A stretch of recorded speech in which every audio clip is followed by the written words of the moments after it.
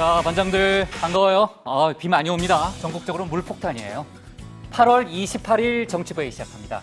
신반장, 원래 어제나 오늘 폼페이오 미 국무장관이 북한에 갈 예정이었잖아요. 네. 방북이 전격 취소됐는데 북한 김영철 노동당 부위원장의 편지 때문이다. 이런 얘기가 나오는데 도대체 무슨 얘기예요? 사흘 전이었죠. 트위터입니다. 네. 네. 트럼프 대통령이 네. 갑자기 이제 트위터로 음. 이 폼페이오 장관 북한 안 보낼 거다라고 글을 네. 올렸는데 네. 그 트위터를 올리기 하루 전날에 음. 김영철 부위원장한테 편지가 왔다는 겁니다. 네. 근데 뭐 편지의 내용이 구체적으로 공개가 된 건 아닌데 뭐 미국의 반응으로 봤을 때는 아무래도 비핵화 진전이 좀 어렵다.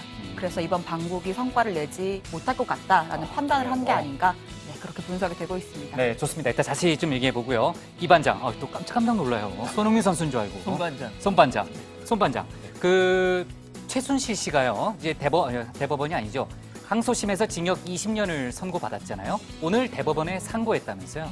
예, 대법원에 상고장을 제출을 했습니다. 안종범 전 수석도 제출을 했고, 네. 그다음에 이제 박근혜 전 대통령은 아직 제출하진 않았는데 검찰도 아직은 제출하지는 않은 상태입니다. 박근혜 전 대통령은 항소도 안 했잖아요. 예, 항소도 안 했죠. 하지만 검찰이 하게 된다면은 자, 이 농도가 심리가 대법원의 되죠. 이 국정농단 모든 뇌물 재판들이 네. 다 한 곳에 모이게 될 겁니다. 네, 닮았어요.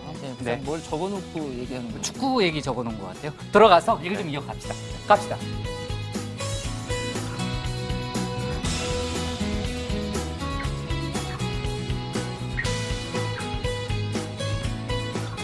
네, 반장들 자리에 앉았으면 정치부회를 시작하죠.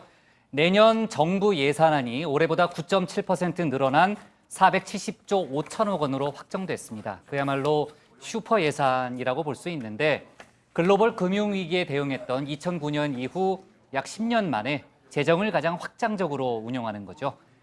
일자리, 또 양극화, 저출산, 저성장 등 지금 당면한 구조적 문제가 많다는 그런 인식에서 관련한 문제에 대한 대응을 본격화하겠다는 정부의 의지가 들어있는 그런 예산안으로 보여지고요.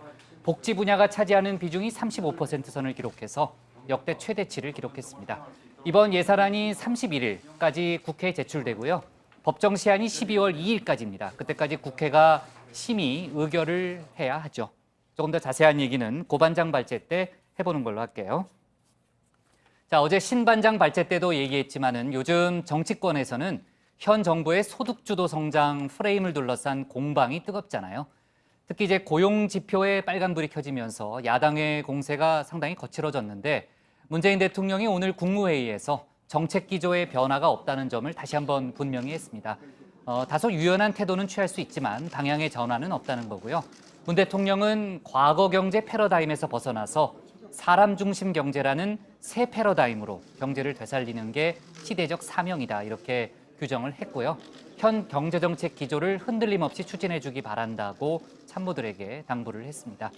그 과거 경제 패러다임에 대해서는 어떻게 규정을 했냐면요. 결국 우리 경제를 저성장의 늪에 빠지게 했고 극심한 소득 양극화 또 불공정 경제를 만들었다고 진단했습니다. 그러니까 그런 과거 경제로부터 탈피하겠다. 그 과정에서 진통이 있을 수 있다라는 그런 문제의식을 드러낸 발언으로 일단 해석이 됩니다. 자, 그리고 오늘 들어온 이제 속보 하나를 보니까요. 경찰청 인권 침해 사건 진상조사위원회에서 추가 조사 결과를 발표를 했습니다. 그 2009년 쌍용 자동차 노조원들의 파업 농성 관련한 건데요. 경찰 진압을 이명박 정부 청와대가 최종 승인한 걸로 확인됐습니다. 특히 진압 작전을 조현호 당시 경기지방경찰청장이 지휘했는데 그 상급자가 강일학 경찰청장이었어요.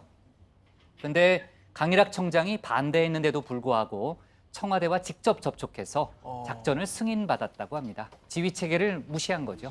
네, 반장들이 저를 뛰어넘어서 이제 위하고 접촉하는 이제 그런 개념인데 그 용납할 수 없는 행위죠. 특히 이제 경찰이 대테러 장비를 동원한 데다가 농성 대응 과정에서 헬기에 물 탱크를 장착해서요 최루액을 섞은 물 약 20만 리터를 공중에서 그 혼합 살수를 했는데요. 그 2급 발암 물질이에요. 네, 위법한 행위다라고 이제 규정을 했고, 하여간 조사위가 이번 심사 결과에 대해서 그 경찰청에 의견 표명과 사과를 권고했는데 후속 조치를 지켜보는 걸로 하겠습니다. 자, 오늘 정치부 회의는요. 먼저 신반장 발제를 들어보면서 임박한 개각과 통계청장 경질 논란, 외교안보 이슈부터 짚어보고요. 내년도 예산안 내용을 자세히 분석해 보겠습니다. 민주당 이해찬 신임 당대표의 광폭 행보와 사법부 재판거래 의혹 수사 속보도 알아봅니다. 그럼 먼저 신혜원 반장의 발제부터 시작하겠습니다.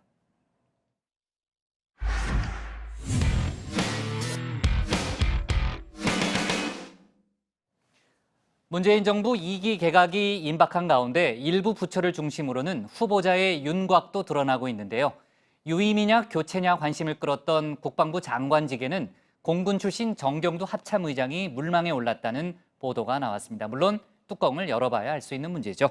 오늘 신 반장 말제에서는 청와대발 뉴스와 함께 폼페이오 장관의 방북 뒷얘기 등 외교안보 소식도 함께 알아보겠습니다. 네, 오늘 아침 청와대입니다. 부처 장관들과 청와대 수석들이 속속 본관으로 집결합니다. 문 대통령 주재로 국무회의가 있었는데요. 자, 그런데 카메라가 몇몇 인사들의 발걸음을 아주 타이트하게 쫓았습니다. 이렇게 원샷까지 잡으면서 마치 표정을 읽으려는 듯이 말이죠. 자, 지금 화면을 한번 보시면 이렇게 이낙연 총리 뒤로 들어오는 김상곤 교육부총리에게 초점을 맞춥니다. 또 이어서 이렇게 살짝 고개를 숙인 채 빠르게 들어서는 김영주 고용노동부 장관, 또 서류철을 든 채 알 듯 모를 듯 표정을 짓는 홍영무 국방장관까지.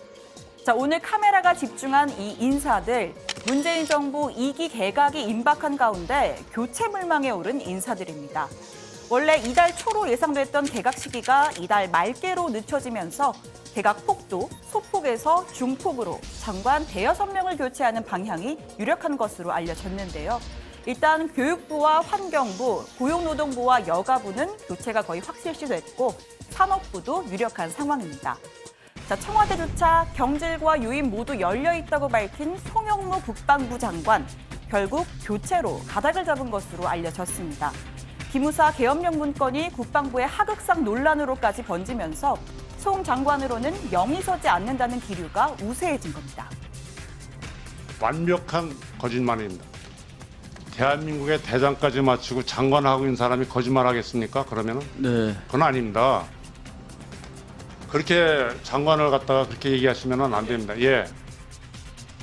자, 송영무 장관, 미니스커트의 여성들 행동거지 발언까지 구설수만도 여러 번 올랐지만 국방 개혁에 대한 의지만큼은 확고하다는 평가가 있었습니다. 송 장관을 대신해서 국방 개혁을 이끌어갈 차기 인사로는 공군 출신의 정경두 합참의장이 유력하게 거론됩니다. 뭔가 얼굴이 익숙하시죠? 자, 지난 4.27 남북 정상회담 때였습니다. 이 북측의 수행원으로 온 이명수 북한군 총참모장과 박영식 인민무력상이 문 대통령에게 이렇게 손을 바싹 들어서 거수 경례를 합니다. 자, 반대로요, 송영무 국방장관은 김정은 위원장과 악수를 나눈 뒤에 가볍게 목례만 이렇게 했습니다. 남색의 공군 정복을 입은 정경두 합참의장, 무표정한 얼굴에 꼿꼿한 자세를 유지한 채 악수만 나눴습니다. 국군의 최고 사령관이 거수 경례를 하는 건 부적절하다는 판단 때문인데 그래서 꼿꼿경두라는 별명이 붙기도 했습니다. 정성과 혼을 다하여 대통령님의 통수 지침인 강한 안보, 책임 국방을 달성하는 데 최선의 노력을 다하겠습니다. 청와대는 장관 인사에 앞서 지난 주말 차관급 6명의 인사도 단행했습니다. 신임 통계청장엔 강신욱 한국보건사회연구원 선임 연구위원이 임명됐습니다. 강신욱 통계청장은 경제학자 출신으로 신규 정책 수요를 반영한 새로운 통계 지표 발굴, 조사 방법 개선 등 신뢰성이 있는 통계 서비스를 제공하는 한편 자, 그런데 통계청장의 교체 시기와 배경을 두고 해석이 분분합니다. 청와대는 바꿀 때가 돼서 바꿨다는 입장이지만 일각에선 최근 통계청의 발표가 소득주도 성장을 밀어붙이는 청와대의 심기를 거스른 것 아니겠느냐는 냉소적인 반응도 나왔습니다. 교체된 황수경 전 통계청장이 이임식 내내 눈물을 펑펑 쏟은 것으로 알려진 것도 이런 반응에 기름을 부었습니다. 황 전 청장은 한 언론과의 인터뷰에서 통계 신뢰도 문제 때문에 경질이 된 것이냐라는 질문에 저는 이유를 모른다. 그건 인사권자의 생각이다 라면서도 제가 그렇게 청와대의 말을 잘 들었던 편은 아니었다고 말했습니다.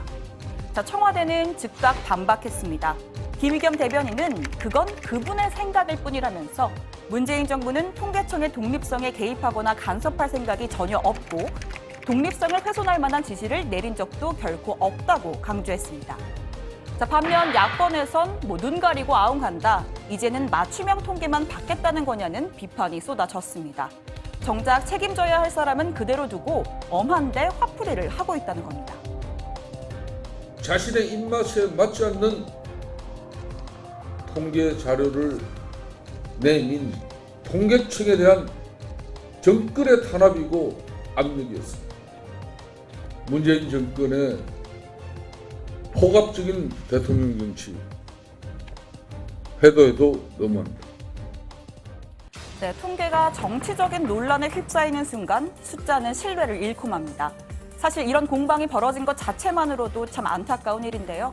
오늘 청와대 발제는 이렇게 정리하겠습니다. 통계청장 경질 논란, 청와대 독립성 훼손한 일 없다입니다.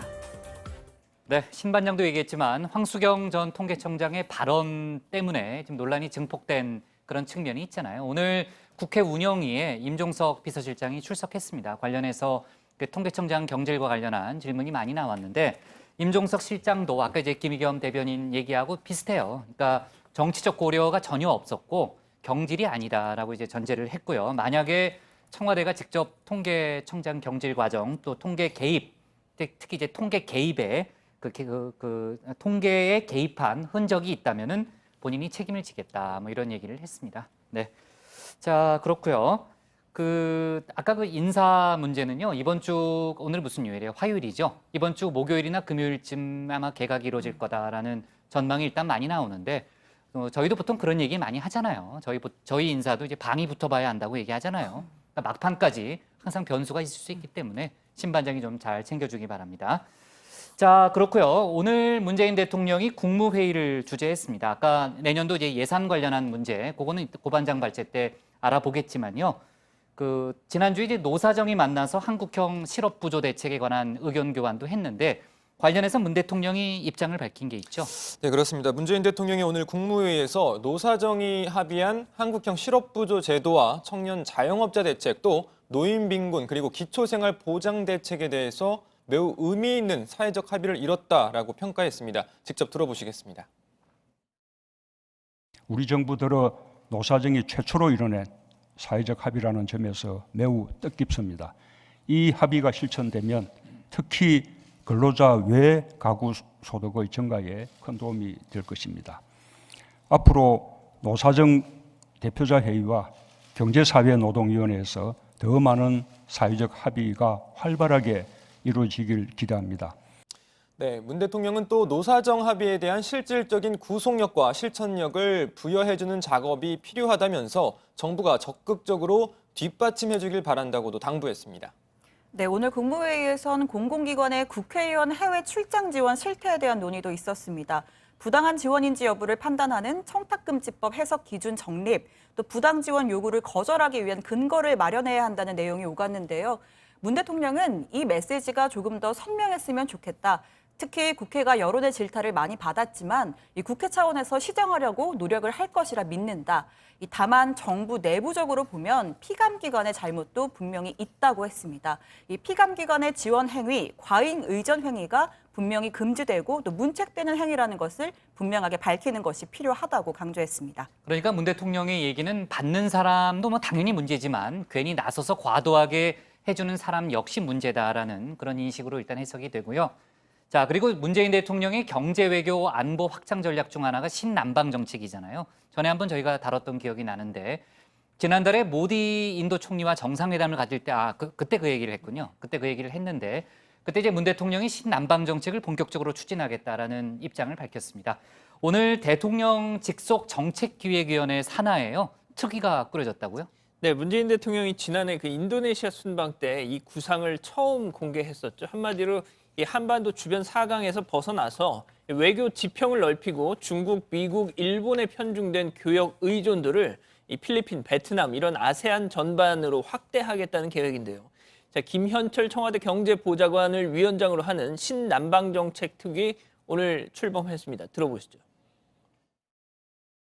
벌써 작년과 올해 대통령께서 아세안 지역 여러 국가들을 순방하시면서 많은 개별 프로젝트를 말씀하셨고 지금 진행 중에 있습니다.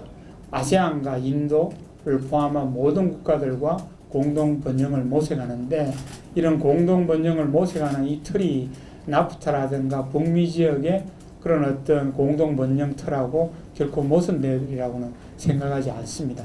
그래서 그런 부분에 있어서 나프타라든가 이런 부분하고의 공동 접점을 또 적극적으로 모색하는 그런 어떤 그 길을 찾아 나가도록 하겠습니다. 자, 외교안보 소식도 다뤄볼게요. 아까 이제 신반장하고 제가 들어올 때 잠깐 얘기를 했지만요. 트럼프 대통령이 이제 폼페이오 장관의 방북을 전격 취소한 배경을 놓고서 여러 가지 말이 나왔는데 그게 북한 김영철 노동위원장의 편지 때문이다. 이런 얘기가 오늘 알려졌잖아요. 도대체 어떤 내용이었을까요, 이 반장? 네, 워싱턴 포스트의 보도였습니다. 트럼프 대통령이 폼페이오 장관 방북 계획을 하루 만에 뒤집은 건 북한에서 날아온 한 장의 편지 때문이었다는 겁니다. 트럼프 대통령이 방북 취소를 트위터에 발표하기 직전인 지난 24일에 북한 김영철 노동당 부위원장으로부터 비밀 편지가 왔다는 거죠. 편지를 읽은 폼페이오 장관이 이번 방북은 성공하지 못할 것 같다라고 보고를 했고 이에 트럼프 대통령이 방북 일정을 전격 취소하자고 했던 겁니다. 네. 백악관에 직접 가본 고 반장 생각에는 편지에 어떤 내용이 담겨 있을 것 같아요? 제가 백악관 가보고 그 분위기를 한번 네. 가본 사람 입장으로서 한번 생각을 네. 해보니까 유추해볼 수 있을 네. 것 같습니다. 일단은 이 편지는 지난 이달 초에 트럼프 대통령 김정은 위원장에게 보낸 친서에 대한 답신 성격입니다. 트럼프 대통령 친서에는 완전한 비핵화에 대한 진전된 조치를 요구한다는 내용이 담긴 것으로 전해졌는데요. 그렇다면 결국에 이번 편지에는 그 비핵화 진전 요구, 사실상 거부하겠다 이런 뉘앙스의 내용이 담겼다는 분석이 가능할 것 같습니다. 앞서 북한이 종전선언에 응하지 않으면서 비핵화니 검증이니 하는 건 강도적 요구다라고 비난한 적이 있었는데 그 연장선상이라는 거죠. 네, 저는 백악관을 가보지 않았지만 반대로 이런 해석도 있습니다. 김영철 부위원장의 편지는 핑계고 애초에 트럼프 대통령이 폼페이오 장관을 바로 북한에 보낼 생각이 없었다는 건데요. 지금 미국의 행보를 보면 북한과의 협상을 1대1 협상으로 보지 않고 이 중국과의 무역전과 엮어서 다루고 있잖아요. 그래서 트럼프 대통령이 중국 배후론을 수차례 언급하기도 했고 아예 대놓고 이 중국과의 무역 관계가 호전이 되면 그때 폼페이오 장관을 북한에 보내겠다라고도 직접적으로도 얘기를 했습니다. 결국은 대중국, 대북한 압박을 최고조로 높이기 위해서 이른바 밀당 전략을 썼다는 해석도 있습니다. 그러니까 신 반장 얘기는 예전에 북미 정상회담을 취소했다가 강행한 그때 일을 다시 그렇죠. 얘기하는 거예요? 네, 우리는 뭐 아쉬울 게 없다. 장기전도 불사하겠다. 뭐 이런 뭐 해석인데요. 이 북중 모두 진전된 모습을 빨리 보여달라는 겁니다. 뭐 북한이 방북 취소 발표 사흘이 지난 지금까지도 공식적인 입장을 내지 않고 있는 걸 보면 현재 북한이 얼마나 좀 난감한 입장인지도 유추를 해볼 수가 있습니다. 네, 뭐 백악관을 여러 번 가본 저로서도 어느 반장 말이 맞는지는 제가 정확히는 모르겠어요. 좀 상황을 지켜보고 제가 좀 틀린 사람을 질책하는 걸로 일단 그렇게 하겠습니다. 자, 지금 이제 북한으로서는 구구절 행사를 앞두고요. 뭔가 성과를 내야 하는 그런 상황이잖아요. 또 이대로 되면은 판이 어그러지는 거고요. 결국은 김정은 위원장한테도 타격이 되는 거 아니에요? 그렇습니다. 개성과 금강산을 가봤던 저로서는 이 김정은 위원장의 생각을 좀 정리를 해보면 이럴 것 같은데요. 그러니까 저번에 지난 6월에 북미 정상회담 취소했을 때 그때 9시간 만에 북한 외무성에서 담화를 냈거든요. 다시 대화하자 뭐 이런 거였지 않습니까? 자, 그런데 아직까지 입장이 나오지 않았다는 건 북한으로서 지금 어떤 스탠스로 나갈지 정하지 못했다는 거죠. 그러니까 지난번처럼 미국의 저자세로 나가자니 미국에 끌려간다는 인상을 줄 수 있고 그렇다고 지금 구구절 큰 행사를 앞두고 미국과 싸우는 모양새를 보여주는 것도 난감하겠죠. 자, 그래서 이제 결과적으로는 뭐 고래 싸움에 새우등 터지듯이 남북 연락사무소 개소만 늦어지는 상황이 지금 되고 있습니다. 통일부 당국자는요.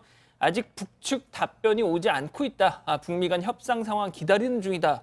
이렇게 얘기를 했더라고요. 일각에서는 이러다가 9월 초 남북 정상회담 일정에도 차질이 빚어지는 거 아니냐 이런 목소리도 내놓고 있는데 청와대는 아니다라는 거잖아요. 오히려 남북 정상회담 필요성이 더 커졌다. 그런 입장이죠. 네, 김의겸 대변인이 이 남북 정상회담 일정은 전혀 흔들림이 없고 오히려 북미 간 교착으로 인해 필요성이 더 커진 상황이다 이렇게 설명했습니다. 문 대통령이 다시금 북미 간 중재자 역할로 나설 수 있다는 거죠. 정상회담에 앞선 실무회담 계획과 관련해서는 지금 그걸 공개할 수 있는 성격은 아니라고 했습니다. 실무적 이유로 남북회담 시기가 바뀌거나 하지는 않을 것이다. 회담을 한다는 원칙과 적절한 시점이 정해지면은 실무적인 절차는 얼마든지 집중적으로 해낼 수 있다. 이렇게 덧붙였습니다. 네, 이런 가운데 일본이 또 독도 관련 도발을 해왔습니다. 뭐 어제 오늘의 일은 아니지만 참 얘기 들을 때마다 불쾌해요. 그 2018년도판 방위백서에 독도는 일본 땅이라는 주장을 또 반복했죠. 예, 지난 2005년 이후 14년째 계속 똑같은 짓을 하고 있는 건데요. 외교부에서는 즉각 주한 일본 대사관 총괄 공사를 불러서 엄중 항의했습니다. 또 이 대변인 명의의 논평을 통해서요. 일본 정부의 부당한 주장이 역사적, 지리적, 국제법적으로 명백히 대한민국의 이 고유 영토인 독도에 대한 우리 주권에 어떠한 영향도 끼치지 못한다는 걸 다시 한번 분명히 한다면서 이 백서 내용 즉각 철회를 촉구했습니다. 네. 자, 외교안보 이슈 관련해서는요. 오늘 이제 국회 운영위와 정보위가 열리고 있는데 관련해서 속보들이 좀 들어와 있네요. 일단 운영위 상황은 어때요? 네, 오늘 운영위에 정의용 국가안보실장이 출석을 했습니다. 이 폼페이오 장관의 방북 취소에 대해서 어느 정도의 진통은 피할 수 없지 않겠냐 이런 얘기를 했습니다. 완전한 비핵화라는 사안의 중대성에 비춰볼 때 뭐 당연한 과정이다라는 설명이고요. 다만 북미 양측의 대화 의지가 확실하고 북미 정상 간 합의에 대해서 조기에 이행하겠다는 의지가 강하기 때문에 조만간 좋은 협상이 다시 재개될 것으로 기대한다고 했습니다. 또 9월 중에 평양에서 하기로 한 남북 3차 정상회담 준비 잘 하고 있다고도 얘기를 했고요. 임종석 비서실장도 출석을 했는데 이 남북 공동 연락사무소의 개소 시기가 한미 간 공조에 도움이 될 수 있다면 유연하게 대응해 나가겠다 이런 얘기를 했습니다. 네, 그러니까 북미 후속 협상이 조금 지금 어려움을 겪는 거는 진통을 겪는 거지 판이 깨진 건 아니다라는 그런 해석이었고요. 그 국회 정보위도 오늘 열렸잖아요. 관련해서 조금 추가로 알려진 사실들이 있어요. 국정원의 보고가 있었는데 이 북한의 비핵화 조치와 또 구구절 행사 준비에 관련한 동향 보고가 있었습니다. 이 국정원은 북미 간 협상의 유동성이 증가하고 있다면서도 이 북한이 대화의 모멘텀을 유지하는 모습이라고 판단을 했고요. 또 지난 5월 폭파된 풍계리 핵실험장 주변에 정돈 작업이 실시가 되고 있고 동창리 미사일 발사장 해체 동향도 포착이 됐다고 했습니다. 비핵화 조치가 계속 이루어지고는 있다고 판단을 한 거고요. 또 구구절과 관련해서 집단체제 공연이 5년 만에 재개됐다는 소식을 전해드렸는데 지난 4월부터 하루에 5만 명을 동원해서 예행 연습을 하고 있다고 합니다. 병력의 수준은 지난 28 건군절 수준과 비슷하다고 하고요. 또 북한이 최근에 경제건설 총집중 노선을 택했다라고 했는데 사회주의성 국가에 경제 시찰단을 파견하는 일을 진행 중이라고 하고 또 올해 북한의 식량 확보량에 대한 보고도 있었는데 총 480여만 톤이라고 합니다. 총 수요의 한 85% 수준을 확보했다고 합니다. 네, 그거 말고도 이제 정보에 관련한 속보들이 더 들어오고 있는데 이 제목만 봐가지고 제가 정확히 내용을 모르겠는데 한두 가지만 더 소개하면요. 국정원이 이제 폼페이오 미 국무장관의 방북이 무산된 것에 대해서 조금 전에 이제 청와대 설명도 있었지만 그 국정원의 해석은 이제 종전 선언을 요구하는 이제 북한의 요구 또 이제 미국 비핵화 먼저 하라는 이제 미국의 요구가 좀 상충된 결과다. 그동안 그런 분석이 많이 있었잖아요. 예. 그런 해석을 내놨고요. 그 북한 석탄 수입 관련한 논란이 있었잖아요. 국정원이 지난해 10월 청와대 국가안보실에 보고를 한 사안이다라는 그런 내용이 있었고요. 지난번에 이제 통일부하고 외교부에서도 입장을 내놓은 게 있습니다만 남북 연락사무소는 유엔 제재 대상이 아니다라는 입장을 오늘 국정원에서도 국회에 분명히 밝혔다는 그런 속보가 들어와 있습니다. 자, 오늘 청와대 발제는요. 자, 외교안보로 잡을게요. 북한 비밀 편지 받고 폼페이오 방북 취소로 정리하겠습니다. 다음은 고석승 반장의 발제를 들어보겠습니다.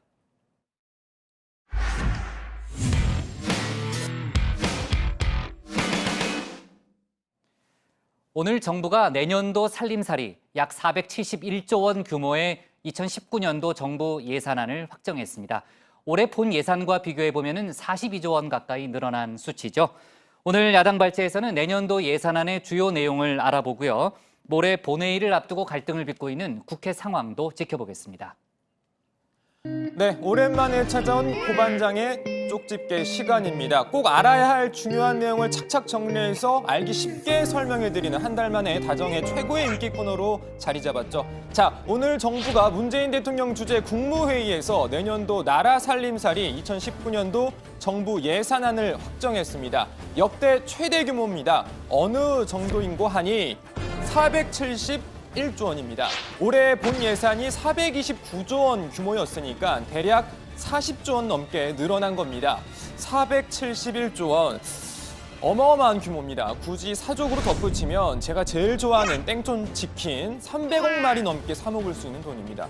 300억 마리, 이것도 뭐 잘 와닿지는 않습니다. 자, 아무튼 궁금한 건 그렇다면 과연 이 돈 어디에 어떻게 쓰는지겠죠. 하나하나 살펴보겠습니다. 우선 전체 항목 12개로 나눠져 있습니다. 우선 가장 규모가 큰 복지 예산입니다. 162조 원에 달하는데요. 전체 예산의 3분의 1 규모입니다. 올해 예산보다 17조 6천억 원이 늘었습니다. 기초연금에 11조 5천억 원, 아동수당에 1조 9천억 원을 투입해서 한부모 가족 등 소외계층에 대한 지원을 확대했다는 게 정부의 설명입니다. 복지 분야 예산 중 가장 관심을 모았던 일자리 예산, 당초 예고대로 역대 최대 규모인 23조 5천억 원입니다. 김동연 부총리 예산안 설명하면서 일자리 예산 특히 강조했습니다.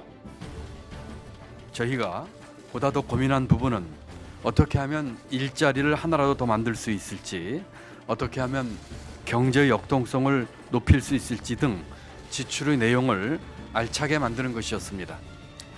네, 이번 예산안에서 가장 큰 폭으로 늘어난 예산 산업 부문입니다. 18조 6천억 원 편성됐는데요. 정부는 혁신 성장과 영세 소상공인 지원 등에 집중하겠다는 의미라고 밝혔습니다. 또 주목할 만한 부분 바로 국가 R&D 예산입니다. 최초로 20조 원을 넘겼습니다. 미래 먹거리 개발에 정부가 팔을 걷어붙이겠다는 의미입니다. 기초연구, 중소기업 R&D 중심으로 투자하여 4차 산업혁명에 선제적으로 대응하고 민간의 혁신 생태계 조성을 가속화시키겠습니다. 네, 조금 더 보면요. 국방 예산도 올해보다 3조 5천억 원 늘어난 46조 7천억 원이 편성됐습니다. 국방개혁과 맞물려서 한국형 삼축체계 구축 등 방위력 개선에 많은 예산을 배정했습니다. 그리고 유일하게 올해 대비 감소한 예산, SOC 예산입니다. 4년 연속 감소했는데요. 다만 이전에 비해선 감소폭이 많이 줄었습니다. 정부는 이번 예산 확대로 이른바 마중물 효과를 기대하고 있습니다. 국가 세수 여건이 양호하고 당분간 국제적인 경기 침체 우려도 없는 상황에서 정부가 먼저 곡간을 확 풀어 말 그대로 돈이 돌게 하겠다는 겁니다. 이미 정부는 기초연금과 장애인연금의 인상, 아동수당 지급, 근로장려금의 대폭 인상, 기초생활보장의 강화, 자영업자들에 대한 지원 확대, 생활 SOC 사업 등 다양한 정책들을 마련했고 내년도 예산안에 대폭 반영했습니다. 이런 정책적인 보완이 실현되어 근로자 가구와 근로자 외 가구의 소득이 함께 높아질 때 비로소 소득주도 성장의 기반이 마련된다고 할 수 있을 것입니다. 자, 하지만 이번 예산안 실제 내년도 예산으로 확정되기까지 여러 과정을 더 거쳐야 합니다. 국회 심사와 통과 쉽지 않아 보입니다. 특히 대폭 늘어난 일자리 예산을 두고 야당의 반발이 심상치 않습니다. 예산안 공개 이전부터 한국당은 현미경 심사를 하겠다며 벼르는 중입니다. 대략 경제도 망치고 일자리도 망치고 국가 세수도 지금 현재 걷어낼 작정으로 예산을 편성하고 있는 문재인 정권은 국민을 아마 납득시키기 곤란할 것이고 그런 측면에서 자유한국당도 현미경 예산 심사를 하고 또 불려불급한 예산에 대해서는 반드시 정확한 메시지를 갖다 드려야 되겠습니다. 네, 민주당은 이번 예산이 민생의 온기를 돌게 하는 촉매제가 될 것이라며 적극 방어에 나섰습니다. 더 많은 좋은 일자리를 만들고 민생과 지역 경제의 온기를 돌게 만드는 촉매제가 될 것입니다. 이번 예산을 두고 재정 중독, 퍼주기 예산이라고 하는 것은 옳지 않습니다. 재정 확대를 통해 우리 경제가 지속 성장할 수 있는 토대를 만드는 것은 재정 중독이 아니라 미래에 대한 투자입니다. 네, 예산안과 오늘 함께 발표된 세법 개정안 내용은 들어가서 좀 더 전해드리고요. 말 나온 김에 국회 소식 잠깐 짚고 넘어가겠습니다. 내일 모레가 국회 본회의가 열리는데요. 처리를 약속했던 법안들을 두고 여야 간 입장차 좁히지 못하고 있습니다. 은산분리 규제 완화를 위한 인터넷은행 특례법, 상가 임대차 보호법 등을 개정 처리하기로 약속했지만 본회의를 이틀 앞둔 오늘까지도 타협점을 찾지 못하고 있습니다.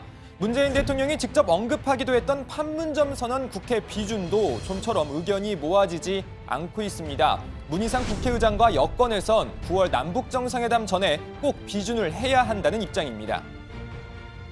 국회 비준 문제도 해줘야 그래야 바로 가서 남북 문제를 푸는데 앞장서가지고 북한과 1대1로 힘을 가지고 대통령이 할 수 있게 밀어줄 때는 확확 밀어줘야 돼요.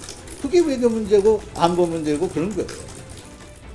자, 하지만 한국당 북한의 실질적 비핵화 조치 없이는 비준이 어렵다는 입장을 고수하고 있습니다. 8월 국회 과연 유종의 미를 거두고 마무리할 수 있을까요? 자, 관련 소식 들어가서 저 전해드리고 오늘 발제 이렇게 정리하겠습니다. 정부 471조 슈퍼 예산 편성, 경제 마중물 기대. 네, 예산안 분석이 힘들어요. 고 반장이 참 수고했는데 고 반장의 쪽집게 가외가 다정의 최고의 인기 코너는 아니죠. 네, 사실관계는 팩트체크는 분명히 하고 처음 들었습니다. 넘어가야 될. 처음 들었어요, 저도요. 네, 오늘부터. 네, 금시초문이에요. 네. 자, 우선 예산안 얘기부터 해보면요. 이제 470조 5천억 원, 반올림해서 471조 원으로 저희가 부를 수 있는데, 그러니까 역대 최대 규모 편성이잖아요. 그러니까 확장 예산인데, 혹시 과도한 예산 편성으로 국가 재정에 무리가 있는 건 아니냐, 이런 지적에 대해서는 어떻게 설명할 수 있나요? 일단 정부와 여당은 국가 재정에 문제가 없다라는 입장입니다. 김동연 부총리는 예산안 설명 과정에서 이 국가 재정 수지나 국가 채무 상황을 악화시키지 않는 한에서 재정이 경제에 적극적인 역할을 할 수 있도록 편성했다, 이렇게 밝혔습니다.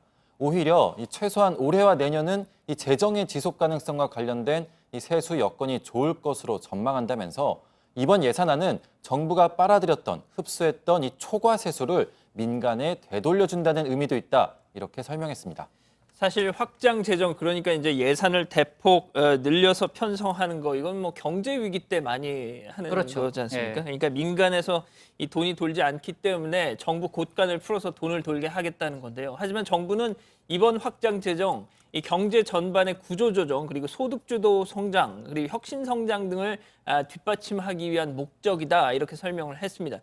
경제가 뭐 여러모로 어려운 건 사실이지만 경제 위기라고 부를 수준은 아니라는 게 지금 정부 입장인 거죠. 네, 그러니까 구조조정 등 목표가 있다는 얘기고요. 야당의 반응은 어때요, 고 반장?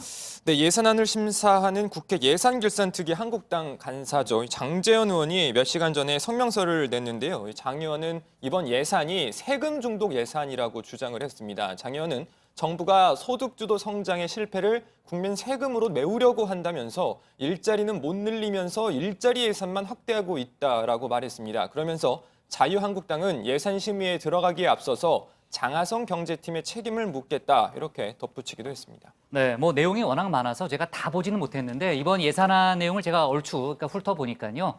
당장 실생활에서 체감할 수 있는 사업이 많더라고요. 네, 몇 가지 소개를 해드리면요. 우선 그 전국의 260곳의 버스 터미널의 화장실이나 대합실에 몰카 탐지 장비를 배치하기로 하고 이 장비 마련을 위한 1억 원의 예산을 배정했습니다. 그리고 2016년 강남역 살인 사건 등 이 남녀 공용 화장실에서 이 크고 작은 사건 사고가 많이 발생을 했는데 이를 예방하기 위해서 22억 6천만 원을 투입해서 민간 건물의 남녀 공용 화장실을 분리해 나가기로 또 했습니다.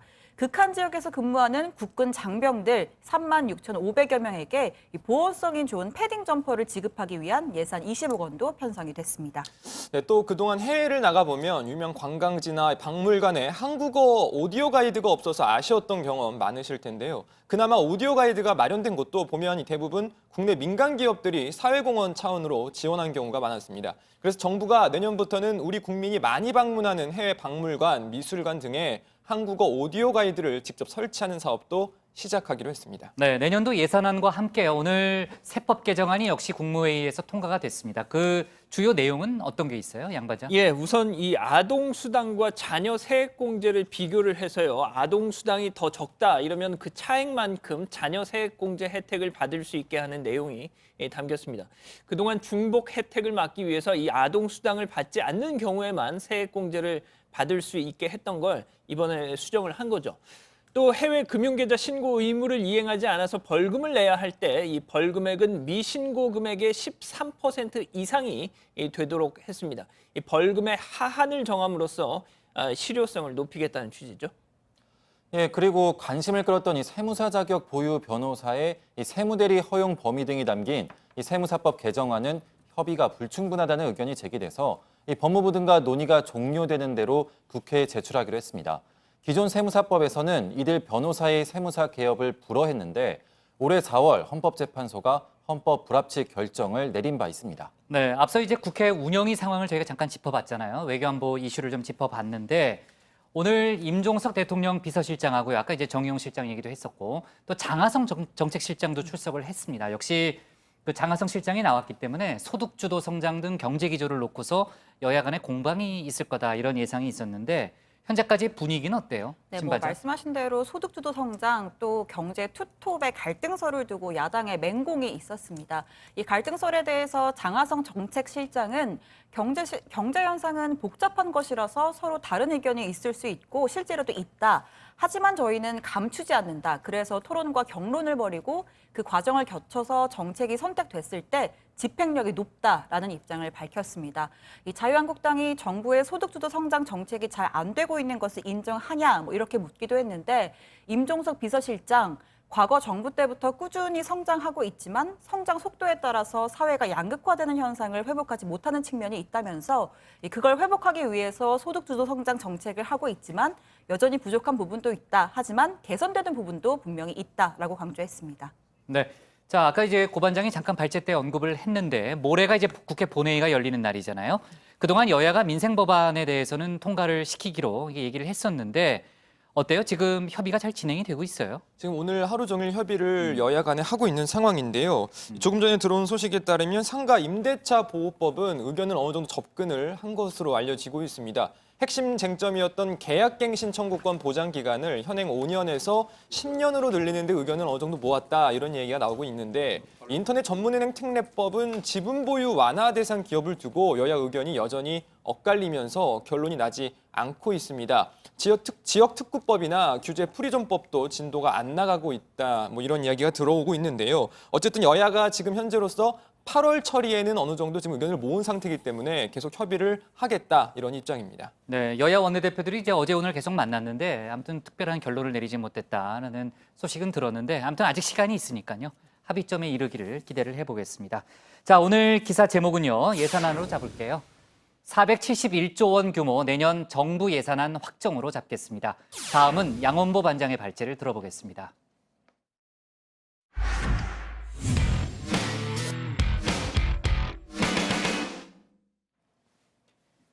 민주당 이해찬 신임 대표가 취임 이틀째를 맞아서 연일 광폭 행보를 보여주고 있습니다. 어제는 이승만 박정희 전 대통령 묘역을 처음 찾아서 참배했죠. 내일은 박정희 전 대통령의 고향인 경북 구미를 찾아서 지도부 회의를 연다고 합니다. 한때 보수 괴멸 발언으로 야당의 우려를 사기도 했었는데 이제는 야당 일각에서도 협치에 대한 기대감이 조금씩 생겨나고 있다는 얘기가 들립니다. 오늘 양 반장 발제에서는 관련 소식과 다른 정치권 뉴스를 함께 정리해 보겠습니다. 네, 그렇습니다. 민주당 이해찬 대표가 취임 첫날이었던 어제 이렇게 이승만 박정희 전 대통령 묘역을 참배할 거라고는 거의 예상을 못했다는 얘기가 있습니다. 자, 6년 전인 2012년 6월 11일로 돌아가 볼까요? 당시에도 당대표에 당선이 되고 현충원을 참배를 했는데 그때는 보시는 것처럼 김대중 전 대통령 묘역만 참배를 했었습니다. 자, 이해찬 대표 지난해 대선 유세 당시에 이 보수 괴멸 그리고 20년 집권 뭐 이런 말을 하는 바람에 자유한국당에서 또 경선 기간 동안 상대 후보한테서 그래가지고 야당하고 협치를 할 수 있겠느냐 이렇게 공격도 받았는데 아주 유연한 입장을 보여주고 있는 겁니다. 자, 내일은 박정희 전 대통령 고향 보수의 심장 성지로 통하는 하지만 지난 지방선거에서는 민주당 시장을 낳은 경북 구미에 갑니다. 호남보다 경북 구미부터 찾는 겁니다. 자, 대구 경북 외면치 않겠다라는 뜻임과 동시에 2020년 이 총선 압승을 위해서는 대구 경북의 이 교두보가 필요하다라는 의미도 담고 있는 거겠죠. 자, 뿐만 아닙니다. 내일 모레 첫 고위 당정청 협의가 열리는데요. 자, 주목할 게 있습니다. 바로 이 당정청 협의가 열리는 이 장소입니다. 아직 확정되지는 않았습니다만 민주당 여의도 당사 이 당 대표실이 유력하다는 겁니다. 자, 보통은요 이 고위당정청 총리 공관이나 국회에서 열렸습니다. 자, 그런데 이낙연 국무총리 등 장관들 그리고 임종석 비서실장 등 청와대 수석들 민주당 당사 대표실로 당사의 대표실로 모이게 되면 이건 그야말로 일동 차렷 열중시험 하는 의미가 되는 거죠. 당이 국정 운영에 말고삐를 쥐고 가겠다라는 상징적인 장면이 될 겁니다. 계속 주목해서 보죠. 자, 다음 소식으로 가겠습니다. 안철수 전 의원 지난 21일 서울 마포에서 기자 만나자마자 이렇게 계단 2칸씩 타고 내려갔던 그 화제의 동영상. 자, 이후에 새로운 소식이 전해졌습니다. 바로 그 다음 날이었던 지난 22일, 그러니까 앞서 그 동영상이 공개됐던 당일이죠. 자, 인터넷 매체 더 팩트가 보도한 건데요. 이 기자와도 더 팩트 기자와도 만났던 사실이 이제서야 이 공개가 된 겁니다. 자, 이 기자 서울 해화동의 서울대병원 그 의대 연구동 밖에서 2시간 동안 이른바 뻗치기를 하고 있었는데, 자, 바로 그때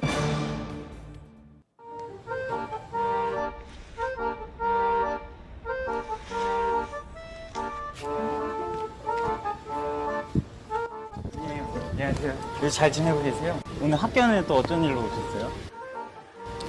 많은 국민들께서 좀 근황을 궁금해하셔서 독일은 혹시 언제쯤 가세요, 대표님? 전당대회는 어떻게 생각하고 계세요? 예, 질문에 답은 안 해도 고생하셨습니다. 감독이 조심하십시오. 뭐 이렇게 인사는 받아줘도 될 것 같은데. 그러니까 바로 이 전날, 그러니까 마포 빌딩 계단 해프닝이 있었던 건데, 그래도 이날은 대답은 안 했을지언정 뛰어가진 않았습니다. 그러니까 이날이 이 동영상이 공개되기 한 2시간 전쯤이었는데, 자, 안 전 의원 표정을 보면 잠시 후 본인에게 닥칠 그 엄청난 파장을 전혀 예상치 못한 그 얼굴로 보이네요. 그럼 이제 경찰청 산하 그 아산 무궁화 FC 소속이잖아요. 황인범 선수가요. 근데 아마 이번에 이제 금메달을 따면은 조기 전역을 할 수 있다고 합니다. 알고 있었어요? 모르고 있었죠? 네, 좋습니다. 자, 그나저나 설마 했는데 우리 4강 상대가 베트남이 됐어요. 예, 부장 그 말씀하기 전에 그 상주 상무, 제가 광주 상무가 아니고 네. 상주 상무. 아까 광주 상무라고 그랬어요? 네네. 네, 미안해요. 검증을 내가 못했네요. 네네. 네. 뭐 올 초에도 그랬던 것처럼 뭐 이번에도 뭐 역사상 최초로 아시안 게임 4강에 올라가니까 뭐 베트남 뭐 온 나라가 축제더라고요. 뭐 유튜브나 이런 데서 보니까요. 이 길거리 응원 또 뭐 끝나자마자 다 도로로 쏟아져 나와서 경적 울리고 베트남 국기 흔들고, 무엇보다 박항서 감독에 대한 뭐 찬사, 특히 우옌 수원 푹 베트남 총리가요. 이 경기 직후 국영 TV를 통해서 이 박항서 감독하고 선수들을 치하했다고 하더라고요. 그 현재 한 그 일간지 일면 헤드라인이 박항서 감사합니다. 뭐 이런 거였다고 하더라고요. 자, 정치권 소식을 좀 알아볼게요. 박원순 서울시장이 죄송합니다. 어제 그 여의도 용산 일대 개발 계획을 보류하겠다라는 그렇죠. 입장을 밝혔는데 후폭풍이 아주 큰 것 같아요. 네. 예, 이제 축구 얘기에서 이제 박원순 얘기로 제가 받겠습니다. 박원순 시장이 서울 여의도 용산 계획을 밝힌 날부터 보류를 결정하기까지 47일 걸렸습니다. 당초 개발 계획 발표되자 집을 내놨던 사람들이 위약금까지 물어가면서 매물 걷어들였고, 그 사이 최대 2억 원 가까이 폭등을 했습니다. 그런데 엊그제 또 전면 보류 방침을 밝히자 집주인들이 다시 매물을 내놓고 있는데, 이 실수요자들 입장에서는 어차피 더 떨어질 테니까 관망을 하자 하면서도 집을 팔려는 사람도 사려는 사람도 다들 혼란에 빠져 있다는 겁니다. 네, 이 박원순 시장의 발표에 대해서 부동산 시장에서는 시간은 걸려도 결국 다시 개발될 테니 이번 개발 보류 결정으로 호가가 낮아지면 매수 기회로 삼아야 한다는 시각. 그래서 결국 다시 강남 사국의 급등하지 않겠느냐는 전망, 또 규제가 나와서 집값을 누를수록 더 오르니까 강력 호재라는 분석까지 이 여의도와 용산 개발 보류에 따른 수혜 지역 찾기, 자, 이 부동산 시장 안정이라는 정부의 바람과는 어긋나는 그런 상황들이 시장에서 계속 펼쳐지고 있다는 분석이 나옵니다. 네, 일단 뭐가 됐든 제일 손해가요. 집값 급등에 따라서 내 집 마련의 기회를 잃은 그런 또 실수요자들 아니겠어요? 그 박 시장의 이제 이후 행보도 상당히 궁금한데 일단은 여름 휴가를 갔다면서요? 네, 오늘 새벽부터 내일까지 참모진들과 함께 지리산 종주에 나섰습니다. 당초에는 7월 말쯤에 여름 휴가를 갈 계획이었는데 옥탑방 한 달 체험 때문에 이제서야 가게 됐다는 거고요.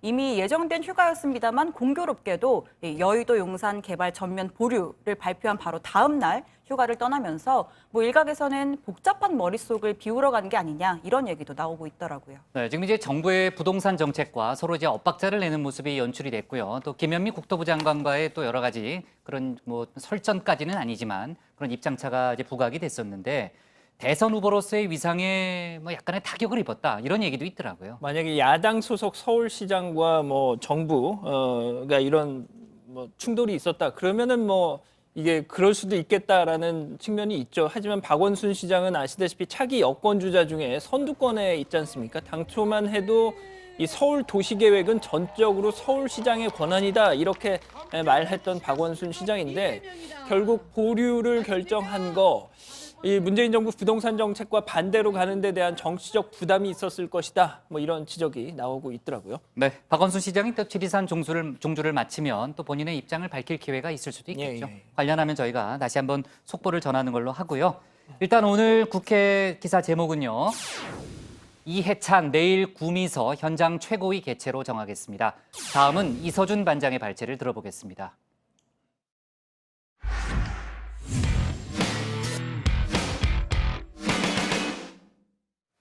드루킹 특검 수사가 어제 종료됐지만은 야당은 논란을 이어가고 있습니다. 자유한국당은 국정조사를 요구하고 있죠. 또 사법농단 수사 관련해서는 법원에 잇따른 영장 기각으로 수사가 진척되지 못하고 있습니다. 오늘 여당 발제에서는 두 가지 이슈를 자세히 정리해 보겠습니다. 드루킹 특검은 끝이 났지만 자유한국당은 불씨를 다시 지피려고 국정조사 카드를 던지고 있습니다. 김성태 원내대표 오늘 아침 회의에서 드루킹 특검 수사 결과를 수치까지 세세히 읊었습니다. 바른미래당도 문재인 대통령과 더불어민주당을 향해 화력을 보탰습니다. 2017년 4월에는 무려 768만 3,677회로까지 급격하게 대폭 늘려갔다는 점이 밝혀졌습니다. 자유한국당은 국정조사를 통해 그 진실을 분명히 밝혀갈 것이라는 점을 다시 한번 말씀드립니다. 결과적으로 문재인 대통령의 당선에 영향을 준 것입니다. 역대 그 어떤 정당도 특검 수사에 대해서 이렇게 조직적으로 압력을 행사한 사례는 없었습니다. 네, 하지만 특검은 어제 기자간담회에서 충분히 조사했다고 판단해서 수사기간 연장을 안 했던 것이지 어떤 압력에 의해서 그만두는 것은 아니라고 밝혔습니다. 바른미래당 화력 지원을 했지만 자유한국당의 국정조사 요구에는 힘을 실어주진 않은 것 같습니다. 국정조사를 하려면 본회의에서 가결이 돼야 하는데 이에 응답한 정당은 딱 한 곳뿐이네요. 그런데 왜 문재인 씨와 김정숙 씨는 조사하지 않았습니까? 즉각 드루킹과 김경수 지사에 대한 국정조사를 실시하라. 네, 정의당도 응답을 하기는 했습니다. 대신 한나라당이 2007년 대선 과정에서 수십억 원을 들여 댓글 조작을 했다는 의혹을 국정조사하자고 대받아쳤습니다. 드루킹도 관련 진술을 특검에서 했고 현재 경찰도 수사 중인 사안이죠. 더불어민주당 수사 결과가 발표된 어제는 최악의 정치 특검, 억지 농성으로 시작된 특검, 망신 주기식 언론 플레이 특검, 빈손 수사, 맹탕 수사 등 비판 논평을 내놨지만 오늘부터는 드루킹 특검 관련해서는 어떤 입장도 내놓지는 않았습니다. 김경수 경남도지사 구속영장은 기각이 되고 야당과 일부 언론이 제기해왔던 의혹 대부분이 사실 무근으로 드러난 수사 결과가 대신 말해주기 때문이겠죠. 네, 수사는 압수수색과 함께 본격적으로 시작이 됩니다. 내사를 진행해서 수사 필요성이 확인이 되면은 압수수색 영장을 법원에 요청을 하죠. 사법농단을 수사하려면은 이 판사들과 법원을 압수수색해야 할 텐데 그 결정을 법원이 하고 있습니다. 사법농단 수사 본격적으로 시작은 하긴 했는데 영장이 줄줄이 무더기로 기각된다는 소식만 제기로 들려오고 있습니다. 정치권에서도 이 사법부가 제 식구 감싸기를 하고 있다는 지적 계속해서 목소리 나오고 있습니다. 최근에 관련된 영장 청구가 줄줄이 기각되고 있습니다. 굉장히 심각한 상황이다라고 예의주시하고 있다는 부분을 이 자리에서 강조해서 말씀드리도록 하겠습니다. 사법농단 관련된 국민의 불신, 국민의 의혹들을 해소할 수 있도록 여러 가지 조치를 하겠다라는 말씀도 드리도록 하겠습니다. 네, 영장을 기각한 이유들을 보면은 보관하고 있을 것 같지 않다. 또 압수수색을 안 해도 사실관계를 다툴지 않을 것 같다 등 뭔가 추정하고 있는 내용들이 있습니다. 영장 전담 판사가 수색해보지도 않고 조사해보지도 않고 어떻게 이런 걸 추정할 수 있었을까? 그게 더 궁금합니다. 영장이 무더기 기각되는 동안 검찰에 소환된 판사들 하나같이 이 새 휴대전화를 들고 왔더랍니다. 종량제 봉투에 넣어버렸다. 뒷판을 열고 송곳으로 찍은 뒤 내다버렸다. 절에 갔다가 잃어버렸다. 이렇게 진술했다고 하는데요. 어디서 많이 들었던, 어디서 많이 봤던 장면들 데자뷰가 느껴지시죠? 국정농단 수사 때는 청와대가 휴대전화 증거인멸 방법을 정리한 이 대형 문건을 만들었죠. 전자레인지에 돌려라 기억하시죠? 현재 진행 중인 기무사 계엄령 문건 수사에서는 기무사 요원들이 삭제 어플을 이용해서 휴대전화 기록을 지웠습니다. 기무사가 자체 제작한 삭제 어플을 이용해서 정보를 삭제했습니다. 포렌식 분석 등을 통해서도 복구가 불가능한 것으로 전해졌습니다. 조직적인 수사 방해가 의심되는 정황들입니다. JTBC 이서준입니다. 네, 제가 오기 전에 뉴스룸에서 보도했던 기사입니다. 예, 법을 알기에 법을 피해가는 법도 알았던 거겠죠. 검찰은 이 양승태 코트 법원행정처가 청와대와 아주 내밀하게 교감했을 것으로 의심을 하고 있습니다. 2015년 시위 현장에 박근혜 전 대통령 가면이 등장을 했었습니다. 미국에서도 오바마, 트럼프, 부시 등 대통령 가면은 시위 현장에 자주 등장하는 아이템입니다. 하지만 검찰은 청와대 법무비서관실이 대법원에 박근혜 가면에 대한 법리 검토를 지시했고 법원행정처 기획조정실에서 관련 보고서를 작성해 이메일로 청와대에 보낸 사실을 확인했다고 합니다.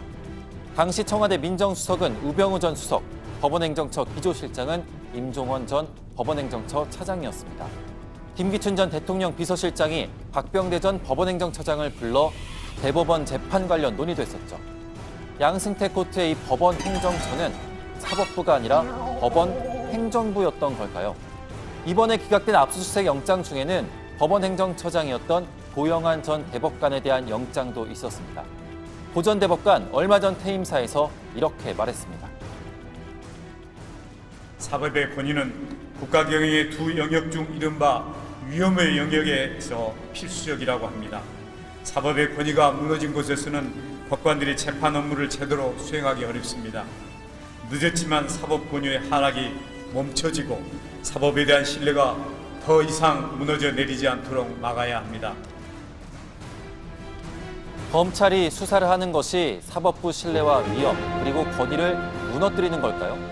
양승태 코트에서 사법부 권위가 어떻게 무너졌는지 철저하게 확인해서 재발을 막아야 신뢰가 다시 서지 않을까요?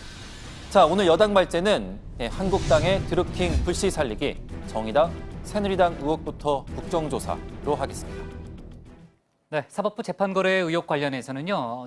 전에 이제 이규진 고법부장 판사까지 소환이 됐고, 아까 이제 이서준 반장도 발제해서 얘기를 했지만은 이제 임종원 전 법원행정처 차장이 곧 소환될 분위기죠, 신 네, 반장. 그 양형위원회 상임위원을 지냈던 이 부장판사가 최근 소환돼서 조사를 받았는데 임 전 차장과 관련된 의미 있는 진술들을 한 것으로 보입니다. 임 전 차장 소환 임박한 것으로 보이고요. 임 전 차장 역시 정관 출신의 변호인단을 꾸려서 검찰 소환에 대비하고 있습니다. 네, 이 임 전 차장이 더 윗선, 그러니까 양승태 전 대법원장에 대해서 어떤 진술을 하느냐가 중요할 것 같은데요. 그런데 임 전 차장 이 압수수색 당할 때에 정말 나만 영장이 발부됐냐 이렇게 반문한 것으로 알려졌습니다. 혼자 모든 걸 뒤집어 쓰는 것인지 우려하는 듯한 그런 뉘앙스로도 들리는데요. 이 때문인지 모르지만 임 전 차장의 백업 파일이 수사에 큰 도움이 되고 있는 것으로도 전해집니다. 이규진 부장판사의 업무수첩도 국정농단 사건의 안종법 업무수첩처럼 사료 역할을 할 수 있다, 이런 분석도 나옵니다. 네, 저희가 지난주에 박근혜 전 대통령 항소심 재판을 자세히 다뤘는데 이제 판결문이 이제 공개가 돼서 조금 내용을 꼼꼼하게 검토해봤더니 뭐 다른 얘기들도 더 많이 있다면서요? 예, 그래서 좀 더 자세한 판결 내용들이 전해지고 있는데요. 예, 자세한 판결 내용을 보면은 1심과 가장 큰 차이, 묵시적 청탁을 폭넓게 인정했다는 겁니다. 이재용 부회장이 엘리엇에 대항해서 경영권을 방어하고 기업 구조를 변경한 결정 등이 모두 이 경영권 승계를 위한 것이었다라고 판단을 일단 했습니다.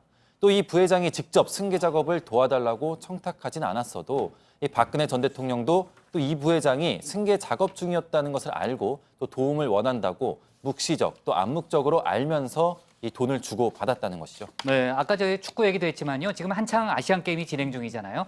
항소심 재판부가 그러니까 삼성이 정유라 씨를 이번 아시안 게임 때까지 지원해 주기로 약속한 사실도 인정을 했죠. 예, 그 약속도 역시 뇌물을 약속했다고 인정한 겁니다. 박근혜 전 대통령 1심 그리고 이재용 삼성 부회장이 1심, 2심에선 인정되지 않았던 부분인데요. 하지만 얼마를 지원했을지 모르니까 이 액수 미상의 뇌물을 약속했다고 봐서 이 양형에는 큰 영향을 미치진 않았다고 하는 거죠.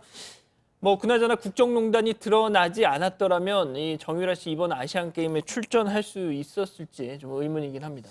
예, 그때 당시에 정유라 씨의 인터뷰를 들어보면은 아시안 게임 대표 선발이 가능했을지는 사실 좀 의문입니다. 그 당시 정 씨는 언론에 엄마에게 말 그만 타겠다고 했었다. 말 안 탄다고 했는데 엄마 최순실 씨가 억지로 독일 오게 해서 말 연습시켰다. 이런 식으로 했었거든요. 네, 성대모사한 건 아니죠? 예, 그냥 얘기한 최대한 거죠? 예. 좋습니다. 자, 오늘 여당 발제는요. 자, 이렇게 잡을게요. 국토부 저 얘기를 안 했구나. 오늘 참 국회에서요. BMW 그 화재를 둘러싼 공청회가 열렸는데 그동안 저희가 다뤘던 내용이 다 언급이 됐습니다. 네, 부장 실수하신 거죠? 실수한 건 아니에요. 네. 빨리 하세요. 좋습니다. 그 얘기 하려다가 시간이 지금 다 돼가지고 네. 그냥 넘어가려고요. 자, 오늘 기사 제목은요. 국토부 화재 원인 원점에서 BMW 화재 원인 원점에서 조사로 잡겠습니다.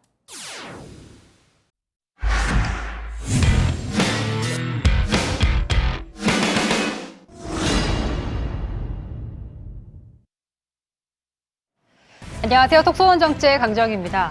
5.18 민주화 운동 희생자 명예를 훼손한 혐의로 기소된 전두환 씨가 알츠하이머를 앓고 있다며 일방적으로 통보를 하고 어제 재판에 불출석했습니다. 그런데 전두환 회고록에서 문제가 된 부분, 전두환 씨가 아니라 민정기 전 청와대 비서관이 쓴 것이라는 주장이 제기돼서 또 다른 논란이 일고 있습니다. 여기 또 논란의 전두환 회고록을 들고 나왔습니다. 회고록 1권에 문제가 된 부분들이 등장합니다. 피터슨 목사가 누군가의 사주를 받고 그러한 거짓말을 한 것인지 나는 알 수 없는 일이지만 그는 목사가 아니라 가면을 쓴 사탄이었다는 생각이 든다. 조비오 신부는 그 후에도 자신의 허위 주장을 번복하지 않았다. 미국인 목사라는 피터슨이나 조비오 신부나 성직자라는 말이 무색한 가렴치한 거짓말쟁이일 뿐이다. 그런데 이 표현을 민정기 전 비서관이 자신이 썼다고 인터뷰에서 밝혔습니다. 아니, 조비오 신부가 하는 주장에 허위라는 거는 전 대표님도 알고 계시죠. 허위라는 거는 알고 계셨지만은 이 표현 자체는 내가 쓴 겁니다. 덧붙이셨다는 얘기잖아요, 민 내가 비서관님이. 썼다 이거죠, 그런 표현은. 이렇게 되면은 피고가 사자 명예훼손의 피고가 바뀔 수도 있는 거 아닌가 저는 지금 그 생각도 들어서요. 그건 모르겠어요. 그건 내가 피고가 될지 내가 또 고발당할지는 알 수가 없지만은 그거는 분명합니다. 그러니까 다시 말해서 전두환 씨도 허위라고 인식했지만 해당 표현은 민 씨 자신이 썼다는 겁니다. 실제로 전두환 씨 회고록 서문에도 최종적으로 원고를 완성하는 일은 민정기 전 공보비서관의 손을 빌렸다는 내용이 등장하기도 합니다. 이에 대해서 조진태 5.18 기념재단 상임이사는 민 전 비서관을 고소 고발해서 재판정에 세워야 한다는 생각이 든다고 말합니다. 우리 민정기 전 비서관을 고발해서 재판정이 세워야 되지 않냐 그런 생각이 우선 들어요. 게다가 그 회고록이 책으로 출간되어서 문제가 되었기 때문에 민정기 전 비서관 이 법정이 세워야 할 것 같습니다. 전 씨의 두 번째 공판기일은 10월 1일로 정해졌습니다. 민 전 비서관은 알츠하이머가 치료도 되지 않는 데다가 증세가 더 나빠질 수 있기 때문에 전 씨의 출석은 어려울 것이라고 밝혔습니다. 하지만 2013년 알츠하이머 진단을 받았다는 전 씨는 그 이후에도 왕성한 대외 활동을 한 바 있습니다. 2015년에 정적이라고 할 수 있는 김영삼 전 대통령의 빈소를 찾았고요. 같은 해 전 씨를 찾은 이원구 당시 총리와 덕담을 주고받기도 했습니다. 뭐 대통령이지만 총리가 장관들 다 똑똑한 분들 모시고 해야 되니까 열심히 하겠습니다. 아주 우리 훌륭한 총리 오셔서는 힘이 아주 큽니다. 뭐 언론들도 총리 일하는 데 잘 도와드리고 그래야 되지. 옛날같이 뭐 비판하고 그러면 안 돼. 5.18 기념재단은 오늘 이와 같은 성명을 냈는데요. 반성과 참회가 없다면 길은 하나다. 준엄한 법의 심판만이 해답이다라고 밝혔습니다. 법원은 전두환 씨에게 소환장을 보냈는데 구인장을 발부할 수 있다고 기재돼 있습니다. 과연 전두환 씨가 재판에 이번에는 출석할 수 있는지 지켜봐야겠습니다.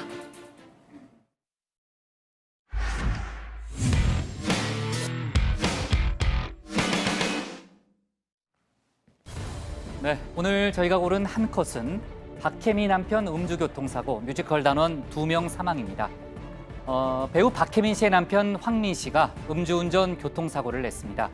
어젯밤 서울 강변북로에서 갓길에 정차된 25톤 화물차를 들이받았습니다. 이 사고로 뮤지컬 배우 2명이 숨지고 황 씨를 비롯해 3명이 다쳤습니다. 당시 황 씨의 혈중 알코올 농도는요, 면허 취소에 해당하는 수치인 걸로 밝혀졌는데요. 그 어떤 이유로도 황 씨의 행위를 정당화할 수는 없겠죠. 음주운전은 단순 범죄가 아니라 잠재적 살인 행위라는 것을 다시 한번 강조하고 싶습니다. 오늘 정치부에는 여기까지고요. 저희는 내일 다시 찾아뵙겠습니다. 수고했습니다. 수고하셨습니다. 이 반장이 축구를 잘한대요. 축구도 굉장히 잘한대요. 아니 전혀 아닙니다. 전혀 대표 선수 아니에요? 네, 사실과 다릅니다. 달라요?